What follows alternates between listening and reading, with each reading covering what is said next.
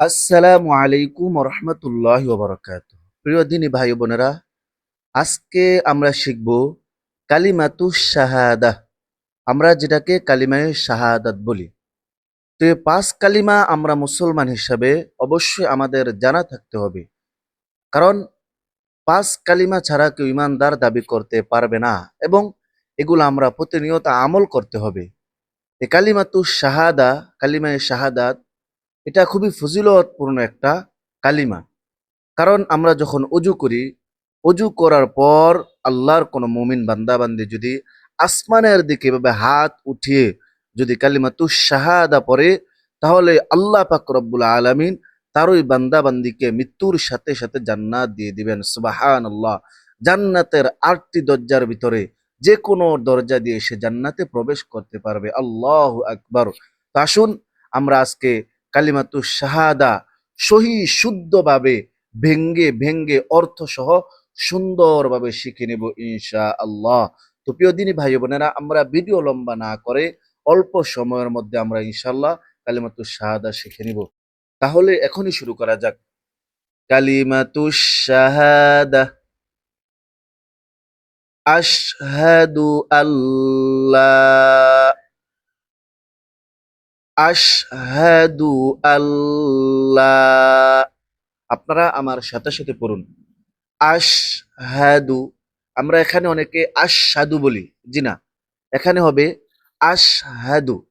আশহাদু আল্লাহ ইলাহা ইলাহা, আশহাদু আল্লাহ ইলাহা। আবার আশহাদু আল্লাহ ইলাহা ইল্লাল্লাহু ইল্লাল্লাহু ওয়া আশহাদু আন্না, ওয়া আশহাদু। আমরা ওয়া আশহাদু বলবো না, এখানে ওয়া আশহাদু,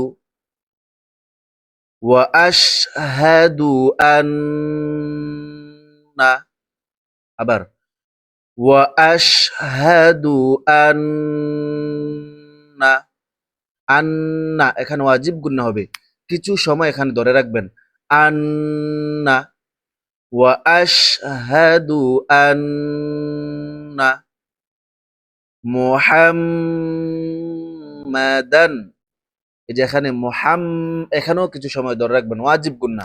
ওয়াজিব তরক হলে কিন্তু গুনাহ হবে, এই জন্য এখানে কিছু সময় ধরে রাখতে হবে, গুন্না করতে হবে। মুহাম্মাদান, মুহাম্মাদান। আইন, আব বললে হবে না, আইন। আবদুহু ওয়া, আবদুহু ওয়া রাসূলুহু, রাসূলুহু, আবদুহু ওয়া রাসূলুহু। আবার আবদুহু ওয়া রাসূলুহু ওয়া আশহাদু আন্না মুহাম্মাদান আবদুহু ওয়া রাসূলুহু। আমরা পুরাটা আবার একসাথে পড়ব।